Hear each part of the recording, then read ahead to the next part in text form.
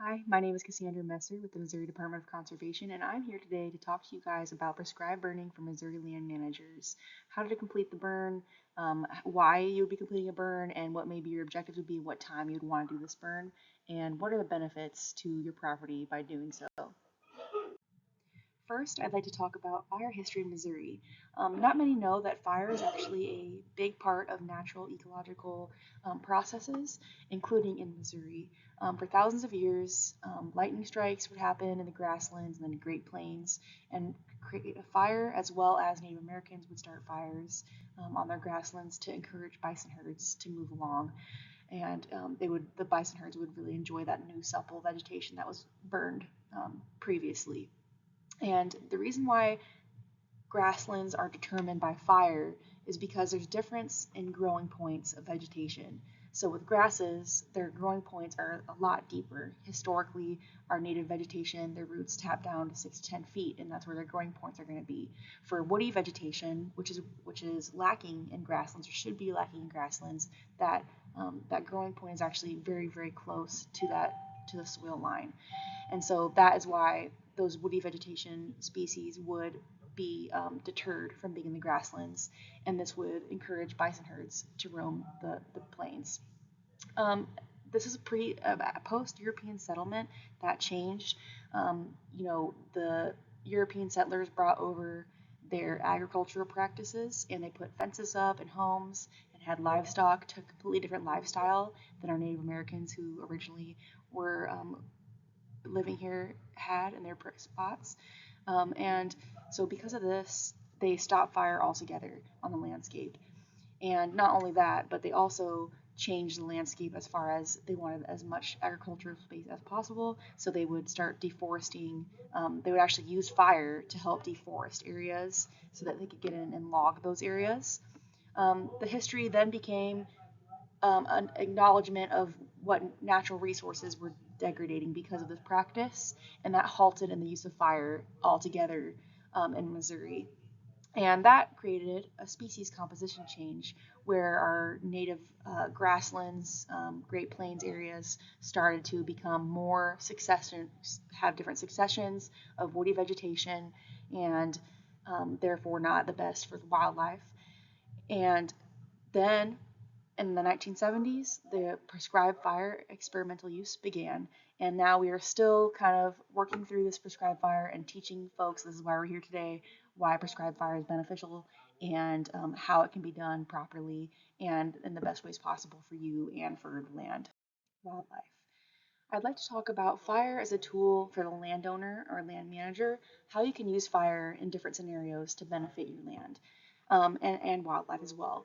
Firstly, it's good to note that most Missouri plants are adapted with fire, at least those in grasslands and woodlands.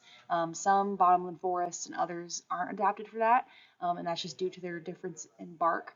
So the ones that are built for the fire are going to have that thicker bark and are able to withstand the prescribed fires that we would put on the landscape. Um, in grassland scenarios, there's a lot of different things that are beneficial for the landowner to recognize that's benefit for them as well as wildlife and their property. The first thing to note is that it is very good at helping either set back or kill woody vegetation. And this is all going to depend on the timing of your burn, and we'll talk about that later. But you can do that. You can also, you're going to remove that thatch layer in the grassland. So over years and years of time and without management, you're going to get a very thick stand of grasses that has a very thick mat of thatch, which is the dead material year after year. What that thatch does is it prevents any sunlight from hitting the soil. It prevents wildlife from being able to roam around, um, such as small game birds from roaming around and getting seeds off the soil and making their nests. It also increases the chance for nest predation. So as you can see, a decrease in nest predation is seen whenever you burn every 3 to 5 years in your grassland, and this is just because they have easier pathways to get out of the way of those predators when there's open space, and the hatchlings are able to walk around much easier that way. When we're talking about forests and woodlands, a couple of things to note, like I mentioned before, is that oak hickory timber stand is the main timber stand that's built for fire, that has that thick bark, they have the acorns that like to have that acorn scarification for germination. They also, it helps remove leaf litter. So when we're talking about a woodland and forest burn, what you're burning is actually the leaf litter. And what's that doing is the same as a grassland, is you're opening up that understory for sunlight to hit the soil, and therefore you're going to be getting that level of vegetation instead of just having your canopy that's completely shaded out by the leaf litter and nothing on the ground. You're going to have that the base vegetation, and as well as your mid-story. So your understory and your mid-story are going to be more developed with a fire, and this is because you're opening up that soil from the leaf litter and the sun is allowing to hit the ground, and that's going to allow for that vegetation, which is really good for wildlife, as they can provide seeds and cover for deer, turkey, and all the woodland species.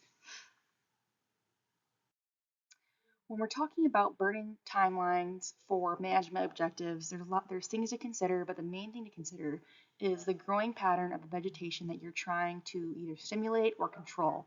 And so you're going to want to think of that growing pattern throughout this slide here.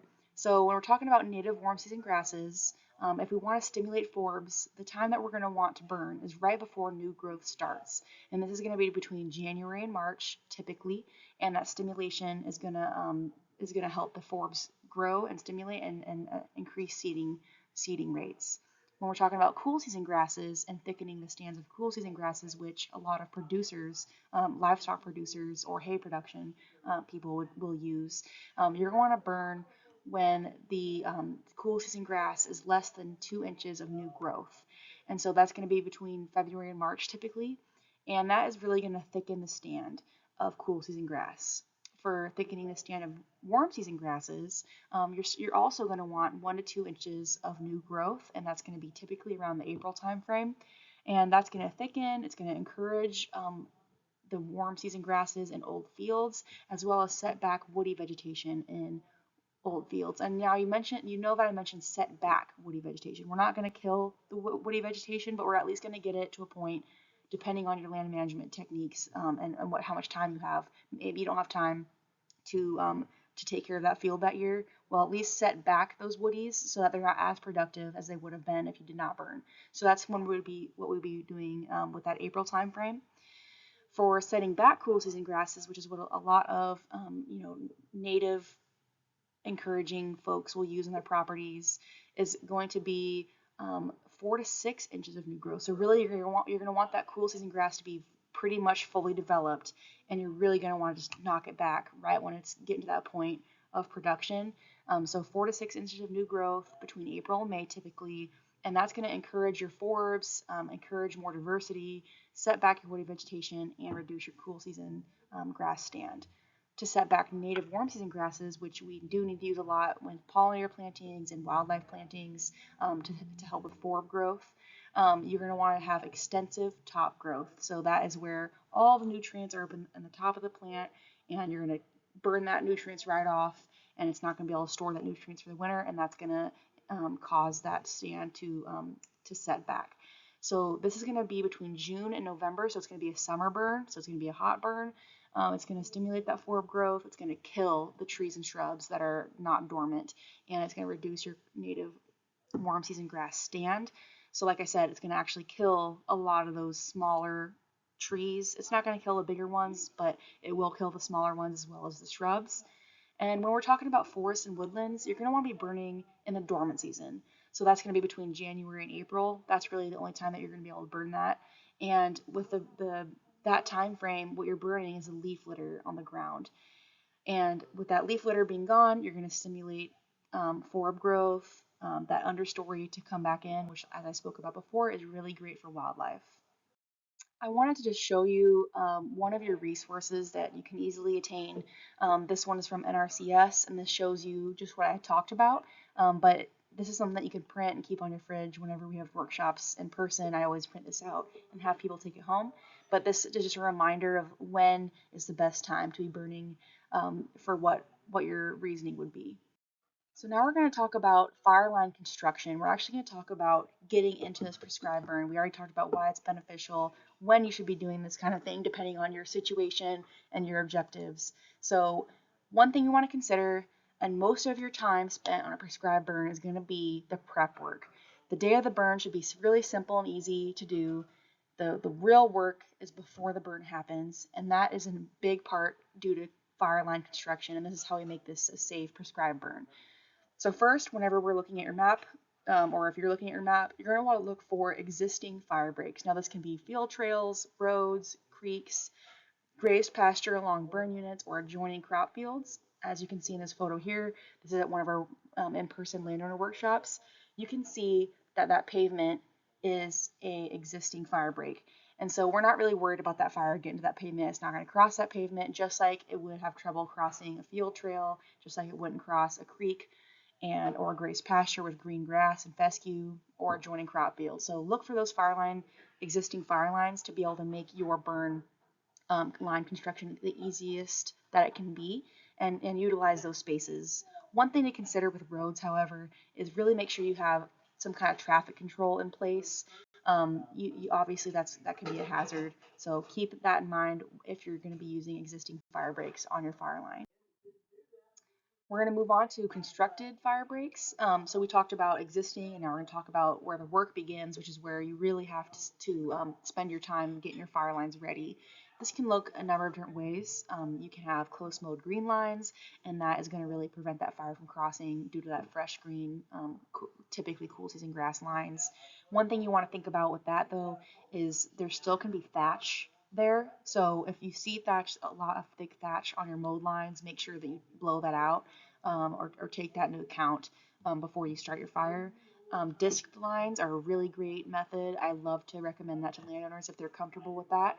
That's going to be a surefire way to hold that fire in those lines. And you can see that in my picture on the right here of that disc line is to the soil. It's not going to go past that. You can see that nice black line where we started the fire and how it didn't creep across that line at all. That line held really well. And then also green browse lines. So if you have livestock and you have a rotational grazing pattern, then you can use those green browse lines just like you would a close mowed line. You also can use raked or blown lines on your line. So like I said, if you see a close mowed line and you see a lot of thatch, try to get a rake in there and blow that line out just to make sure that there's a lot of soil in between and not bunch of that dead material. Pre-burn fire breaks are really good. Once you get your burn program started on your property, you can use burns from previous years or previous seasons to help slow the burn down. And then in the timber, you can see in the picture on the left that you can use blower. You're going to blow a line. So typically it's going to be between 6 to 8 feet, um, even 4 feet, but I like to say 6 to 8 feet. And you're just using the backpack blower, and you're just walking through your woods, finding a good path, and you're blowing the leaves away, and you're going to create a soil as your fire line. And so that's a really effective method in woodlands and timber for fire line construction. Here you can see a wet line on the left. So I didn't talk about this, but you can use a wet line to benefit you. Um, it's I don't recommend this too much to landowners, but it is an option that you can use. Of course, you'd have your water unit going right ahead of the person with the drip torch that's putting fire on the ground, and that hydration of that vegetation is going to prevent the fire from moving across that line. On the right, you can see a close mowed green line. And something to note in this picture is the fence. So if you have this tall native warm season grass on the right of the green browse line, that flame height is going to be 2.5 times the height of that vegetation. So if you have someone that only has that mowed line and they can't get any further back than that because of the fence, that's not going to be a very comfortable position for them to be in. So as with this next slide, you'll see that a heat reduction strip is very necessary for your burn in this type of situation. So most grassland burns and old field burns, you're going to want an 8 to 15 foot heat reduction strip on top of your fire break, and that's to keep the people comfortable and to protect, keep it even more safe. Because if that flame height is 2.5 times taller than 8 foot tall, which is your grasses, that flame height is going to be very intense and very hot and very tall, and it could easily catch the grass on the other side on fire if not for that heat reduction strip. So that's a very safe way to burn old fields, is to have that reduction strip in place as well as your fire break. Along with your the work going in with your constructing your fire lines, you also want to consider burn hazards. Now these can be telephone or electric poles, hay bales, roads, equipment, houses and barns, propane tanks, wood fence posts, snags, highly flammable fuels like that tall warm season grass and cedars as well.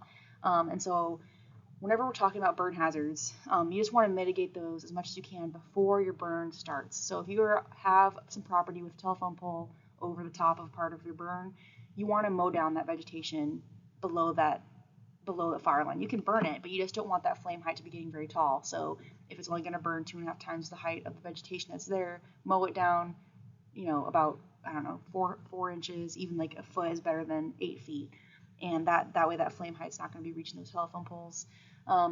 If you have big stockpiles of energy, like hay bales or snags or even cow chips, that are sitting close to the edge of the fire, or cedar trees that can catch fire and hold fire for a long time, you're going to want to disperse that material and put it further into your burn. So it's okay if you burn it, but you just don't want it close to the edge of your burn, because that's where it can be dangerous. So you want to disperse it, make that fuel a little bit lighter, spread more across, and then you're going to want to push it back further into your burn line. As you can see here, someone had left their truck close to the fire and it looks like it got burnt up. One thing that we do at the department is always make sure our windows are up and our vehicles that are close to the fire, as well as keeping our keys in the ignition. That way anyone can take the vehicle and leave if something happens. Something to consider in woodlands and forest is snags. So whenever you're blowing in your line with your blower in the leaf litter, make sure you look up as well and look at what's above you. So if you see a snag coming across your line into the unburned fuel that you're not going to want to burn, you need to take care of that before your burn starts. Like I said, all this stuff needs to be looked at before your burn, because you're not going to have time or the wherewithal to be taking care of this when you are completing your burn that day. So keep an eye out for burn hazards, walk your lines thoroughly, look up and down, look all around, and that way you can make this the safest burn you can. The most widely used fire method that is used, and what we use every time with the Missouri Department of Conservation, what I recommend you guys using, is the ring head fire. So we're going to talk about the parts of a fire. This is a typical fire where the rear will start and that wind is pushing the fire as fast as it can. And so what you call the part of the fire that is going with the wind, that is called the head fire. And that's the part of the fire that's very volatile, that is slinging spot fires ahead of itself, as you can see, and it has giving fingers, and it's very, very uncontrollable. You are not going to control a head fire. So then you have your left flank, your right flank, and your rear. And so this is how a fire would start. And so now we're going to talk about a ring head fire and what that looks like and how that is the safest method to control this type of situation. So here is a picture of a grassland, and we're going to talk about how we would start a ring head fire. So you're always going to have two crews. You're going to have one ignition crew and a second going opposite ways of each other, staying the same distance as each other, which is why you need radios and you need to have stop points. So you're going to start at the same point, and you're going to be starting opposite of the wind. So if you are having a north wind that's pushing from the south to the north, you would want to start your fire on the north end. And this is because it's going against the south wind. So in this picture you can see here, it's a 5 to 15 miles an hour wind. So this is important to note as well, because many people are scared of wind with fire, but really you do want a sustained wind. You do not want variable light winds with a fire, because you're not going to be able to control the parameters of that fire. So 5 to 15 miles per hour is a great wind strength for completing a fire. So you can see here the wind direction is blowing, and we're starting at the opposite corner of where the wind is, and that's going to create your backing fire. Your backing fire is very controllable, extremely easy to control, and it's going to creep very slowly across that vegetation because it's fighting against that wind. And so it's a great place to start. So you're going to start that backing fire, and each crew is going to go opposite ways on the top of the screen, and then you can see on the right of the screen going down, they're going to start on their opposite ways, and they're going to be in communication the entire time, especially when they get to the corners of each of their spots before they light the head fire. I wanted to add this visual in before we move on to explain to you the backing fire. So if you look at the flames behind me in this photo, you can see that they are pushing away from that vegetation. Now this is meant to be doing this. Now look at our fire line. We have a short grass mowed line, and we have a crop field, which is a existing fire break. So we don't care if it burns all the way to the crop field here, and you can see that it is going to. And not only that, but the flames are wanting to go that way, and that's because the wind direction is pushing our um, towards our fire break, which is what we want, because we don't want to start a head fire right when we start lighting. So when it goes towards those trees and towards that warm season grass, thick grass, it's actually going to be moving very slow as it can, which is what we want. It's very controllable, and this is an image I wanted to show you. You can see it in real life of what that backing fire looks like. So picking up where we left off, you can see that we have our ignition crew holding on our points. And so we contacted each other on the radio. We did not move forward. We both said, hey, I made it to my point and I'm ready to go. And once you're ready to go, your holding crew that's with you, that's not lighting the fire, is behind you, and they're looking at your line and making sure it looks good, walking back and forth with their tools to control that line, which shouldn't be too much to do because you already did that prep work before the burn, like I had mentioned before. So in this example, you can see that they made contact and they began walking further to meet at the head fire. So as you can see with a ring head fire, you can really see the ring happening now. And this is because you had a nice black back burn as far as you want, and then you slowly do the flanks, and that's going to kind of start closing in on itself. And once you complete that head fire, it's really going to consume all that fuel and just suck itself into each other and create that ring head fire that we spoke about earlier. And this is the safest method for prescribed burning. Continued here, you can see that consumption of that fuel is happening in a very precise manner and in a very controlled manner. And it's going to be just get all that vegetation out, and everything's black around the edges, and that's going to be a well executed. So here's a real-time picture of that last photo that I showed you, where you have consumption of fuel, black fuel. This is a very typical Missouri landscape burn of an old field. And then you can see the fuel in the center is getting sucked together, and there's all that smoke and fire in the center of that burn, but it's safely contained within that black. So after your well-executed burn, the next most important step is to mop up. You don't want to just leave your fire and let it be. This is going to happen after the main fire is out. You're going to look for logs, stumps, or other heavy fuels within 100 feet of your fire break and make sure that those heavy fuels are completely extinguished. So you're going to be looking for anything that you missed. If there's any big spots of unburned fuel, you can try to bring your drip torch in and burn out that area as well, just to get that burned out. Sometimes it's just a little bit too wet to even work. But if you see any logs that are in woodland, just chuck it in more than 100 feet.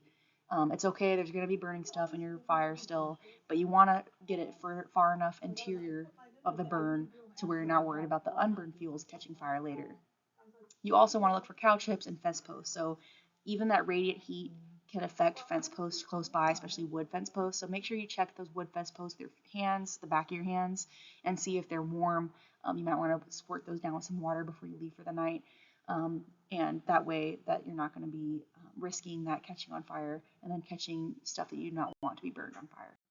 So now we're going to talk about fire management tools. As you can see in this photo, there's a lot of different fire management tools that can be used on fires, and I'm going to talk about them and how you would use them.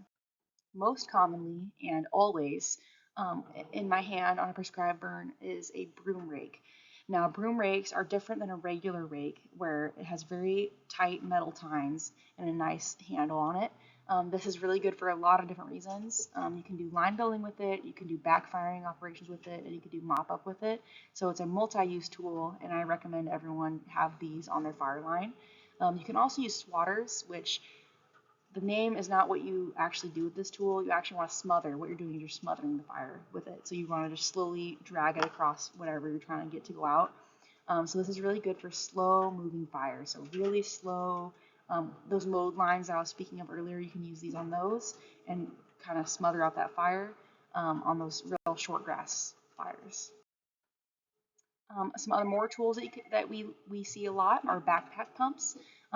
There's negatives and positives to backpack pumps. One negative is that they're very heavy, and so you really need to have a fit person wearing this. Another thing is you can't rely on water too much. This is not your end all be all. This is like you're going to be using it just in case. So like it says on here, use to cool, not to put out. Because if you do use it to put out, then you are not going to have enough water to last you the whole fire. Typically these are 5 gallons. And I would recommend having like a water unit on the back of a truck or an ATV or UTV as opposed to a backpack pump. You can also use leaf blowers. These are extremely useful tools as well. Another drawback is they're noisy and heavy. So noise is going to affect you because you want to be able to hear the radio or be able to get your call to know what's going on with the fire. And if you have one of these blowing, you're not going to be able to hear that very well. And it's also heavy, so we need to make sure someone that can carry it the whole time is able to use that. These are really good for line construction, as we spoke about before, as well as a direct attack. So you can use these to actually put out the fire you don't want by blowing the fire towards the fire where you want it and away from where you don't want it. Here are a couple examples of water units I was talking about before. Something to note with water units is whoever you're going to be having drive the ATV or UTV or truck, make sure that they're aware of any wet spots on your fire line, that they drive that fire line before the fire starts. So you want them to drive the whole thing several times just to make sure that they know the lay of the land before they get going. That way they don't get stuck in the middle of the fire and then you're kind of out of luck on that. So just be prepared with water units, but they're very, very extremely handy to have, and I recommend everyone having them on their fire. Something else that you will definitely need is a drip torch and fuel. So drip torches are what we use to put fire down on the ground. And this drip torch is going to have a 70% diesel and 30% gas mix, and that's the common mix.